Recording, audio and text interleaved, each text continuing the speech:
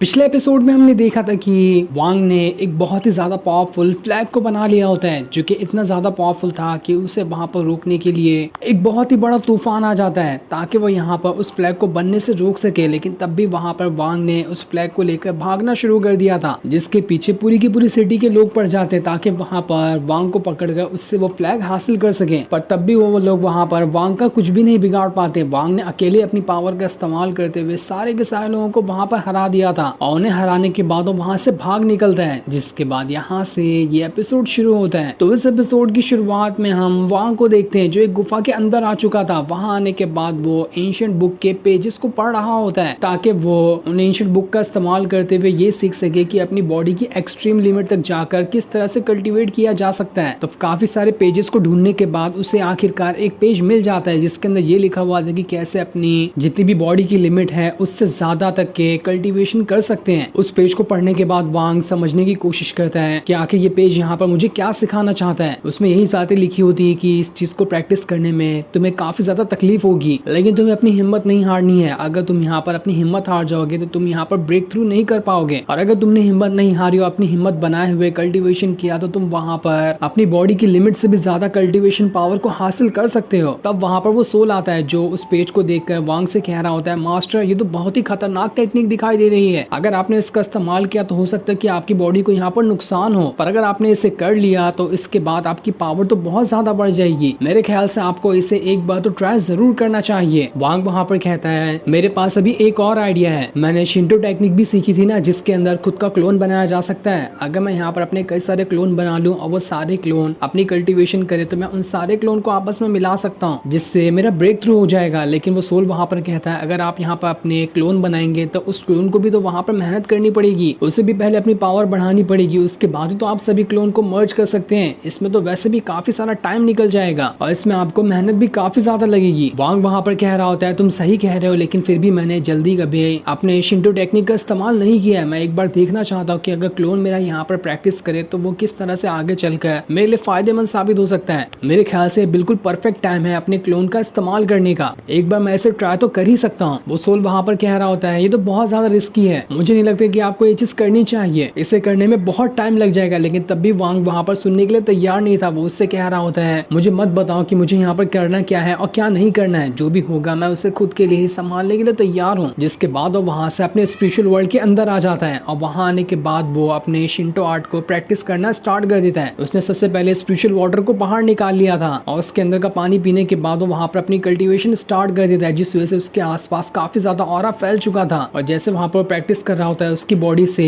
काफी ज्यादा ऑरा बाहर निकलने लग गया था। धीरे धीरे करते हुए वहां पर उसकी क्लोन भी बनने लगती है, लेकिन वो वहां पर उतनी देर तक के क्लोन को स्टेबल नहीं कर पाता, जिस वजह से एक ही सेकंड के अंदर वो क्लोन वहां से गायब हो जाती है। लेकिन तब भी वांग दोबारा से मेहनत करते हुए फिर से अपना क्लोन बनाने की कोशिश करता है और काफी देर की कड़ी मेहनत के बाद आखिरकार उसने वहां पर अपना क्लोन बना ही लिया था, जो क्लोन वहां पर खुद से अपना कल्टीवेशन करना स्टार्ट कर देता है। वांग वहां पर अपने क्लोन को बनाना चाहता है ताकि क्लोन अलग से कल्टीवेशन करे और वांग खुद अलग से कल्टीवेशन करे। उसके बाद वांग अपने क्लोन को भी अपने अंदर मिला लेगा, जिस वजह से उसके क्लोन की भी पावर उसके अंदर आ जाएगी और एक साथ वांग के पास दो लोगों की पावर आ सकती है और इसी वजह से उसका ब्रेक थ्रू भी जल्दी हो जाएगा। यही टेक्निक का इस्तेमाल यहाँ पर वांग करना चाहता था। दूसरी तरफ हम लुओ हेमन सेट का सीन देखते हैं जहाँ की ली मुवान थी। इस सेट में कुछ साल पहले यहाँ पर वांग भी आया था। वहाँ पर हम काफी सारे डिसाइबल को देखते हैं जो अलग अलग जगह से यहाँ पर आए होते हैं ताकि वो सारे लोग यहाँ पर खुद को ज्वाइन कर सके, क्योंकि लुओ हेमन सेट बहुत ही ज्यादा पावरफुल है। यहाँ पर जो भी डिसाइबल ज्वाइन होता है वो जल्दी से अपना ब्रेक थ्रू कर पाता है, इसलिए दूर दूर से यहाँ पर डिसाइबल आए होते हैं ताकि वो लोग यहाँ पर लुओ हेमन सेट को ज्वाइन कर सके। उन्हीं में दो लोग भी होते हैं, वो लोग भी यहाँ पर सेट को ज्वाइन करने के लिए आए थे। उनमें से जो लड़की होती है वो काफी ज्यादा परेशान हो रही थी कि हम लोग यहाँ पर क्या करने के लिए आए हैं, यहाँ पर तो हमें कोई दिखाई नहीं दे रहा। लेकिन उसके साथ वाला जो बंदा होता है वो उसे शांत करवाते हुए अंदर ले जाने लगता है। उन लोगों के साथ जो और लोग भी यहाँ पर सेट को ज्वाइन करने के लिए आए थे, क्योंकि वो दोनों पहली बार यहाँ पर आए थे तो उन्हें पता नहीं था कि यहाँ पर कौन सी जगह पर जा। लड़की वहाँ पर उस बंदे से कह रही होती है, भाई आपने मुझे यहाँ पर क्यों लेके आया, ये सेट तो ज्यादातर पिल वगैरह बनाने का काम करता है, मुझे ऐसे सेट में ज्वाइन होना था जहाँ पर स्वॉर्डमैनशिप सिखाई जाए। लेकिन उसका भाई उसे डांटते हुए कह रहा होता है, तुम्हें कुछ सवाल करने की जरूरत नहीं है, जहाँ मैं तुम्हें ले जाना चाहता हूँ तुम्हें वहीं चलना है, वही चीज तुम्हारे लिए फायदेमंद होने वाली है। क्योंकि लुओ हेमन सेट इस पूरे के पूरे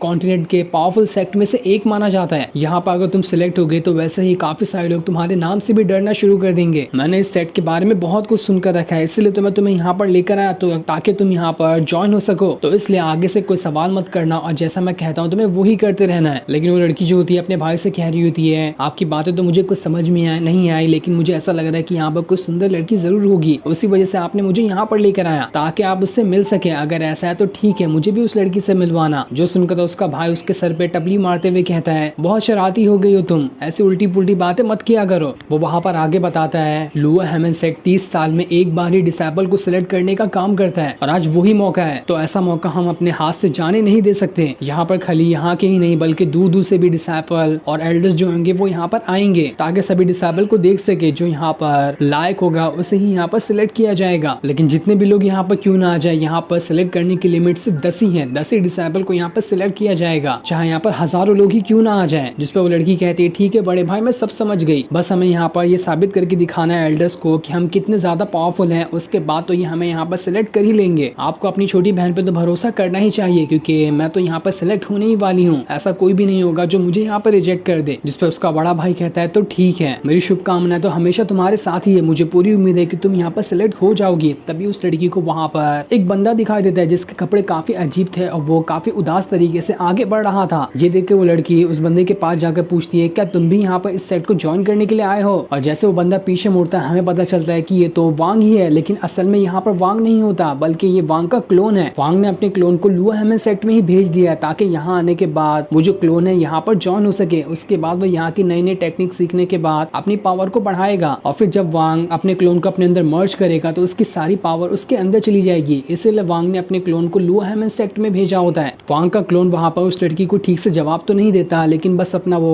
आगे बढ़ जाता है, क्योंकि वो किसी और का ऑर्डर नहीं मानता बल्कि सिर्फ वांग का ही ऑर्डर मानता है। वो सोल वहाँ पर वांग से कह रहा होता है, तुम असली में वहाँ पर क्यों नहीं चले गए, अपने क्लोन को वहाँ पर क्यों भेज दिया? लेकिन वांग का क्लोन उस सोल से कहना स्टार्ट कर देता है कि वांग ने मुझे यहाँ पर इसलिए भेजा है ताकि मैं यहाँ पर एक बहुत ही ज्यादा पावरफुल पिल को चुरा सकूं। वो इतनी ज्यादा पावरफुल पिल है कि अगर मैं आधी कल्टीवेशन करूं तो उसका अंजाम और उसका जो रिजल्ट होगा वो 3 से 4 गुना ज्यादा होगा। उसकी मदद से मैं यहाँ पर अपनी कल्टीवेशन पावर को बहुत जल्दी बढ़ा सकता हूँ। वांग पहले भी यहाँ पर आ चुका था, इसलिए उसे लुआ हेमेंसेक की काफी सारी जानकारी पहले से ही है। वांग वहाँ पर आने के बाद सारी चीजें याद कर रहा होता है कि एक टाइम था जब मेरा भी सेट ऐसे ही हुआ करता था। मैं कितना खुश था जब मैं पहली बार अपने सेट के अंदर गया था, लेकिन वो सेट पूरी तरह से बर्बाद हो गया। और आज मुझे नहीं तो क्या हुआ, मेरे क्लोन को तो मौका मिला है कि वो एक सेट के अंदर जाकर वहाँ का डिसाइपल बन सके। वो सोल वहाँ पर वांग से कह रहा होता है, देखो यहाँ पर नए नए जो डिसाइपल ज्वाइन होने के लिए आए हैं उनके पास भी तुम्हारे क्लोन से ज्यादा पावर है, तो तुम्हें क्या लगता है कि तुम्हारे क्लोन को वहाँ पर सिलेक्ट कर लिया जाएगा? शायद ये करना बहुत ज्यादा मुश्किल होगा। जिसके बाद देखते ही देखते हजारों की तादाद में वहाँ पर डिसाइपल आकर खड़े हो जाते हैं, जो सभी यहाँ पर अपना टेस्ट देने के लिए आए थे, इसलिए वांग भी उनके साथ शामिल हो जाता है। तब वहाँ पर लुआ हेमेंसेक की एल्डर आती है, उसी के साथ एक एल्डर भी होता है। वो वहाँ पर आने के बाद कह रहा होता है, तुम लोगों को पता है ना कि यहाँ पर सिर्फ 10 डिसेबल को ही सिलेक्ट किया जाएगा, बाकी सारे लोगों को यहाँ पर निराशा ही हाथ लगने वाली है, तो इसलिए पहले से ही तैयार रहना, अपना बेस्ट देने के लिए तुम्हें यहाँ पर मस्ती वगैरह करने की कोई जरूरत नहीं है। ये टेस्ट जो होगा बहुत ही ज्यादा मुश्किल होगा, अगर तुम्हारे अंदर हिम्मत नहीं तो तुम अभी यहाँ पर इस टेस्ट को छोड़कर यहाँ से जा सकते हो। लेकिन कोई भी वहाँ से जाने के लिए तैयार नहीं होता। ये देखकर वो एल्डर कह रहा होता है, तो ठीक है, जब यहाँ से कोई भी जाने के लिए तैयार नहीं है तो अब मैं यहाँ पर अनाउंस करता हूँ कि यहाँ पर लुआ हेमेंसेक में डिसेबल को ज्वाइन करने का टेस्ट यहाँ पर से शुरू किया जाता है। जिसके इतना कहते ही ये एपिसोड यहीं पर एंड हो जाता है। Thanks for watching.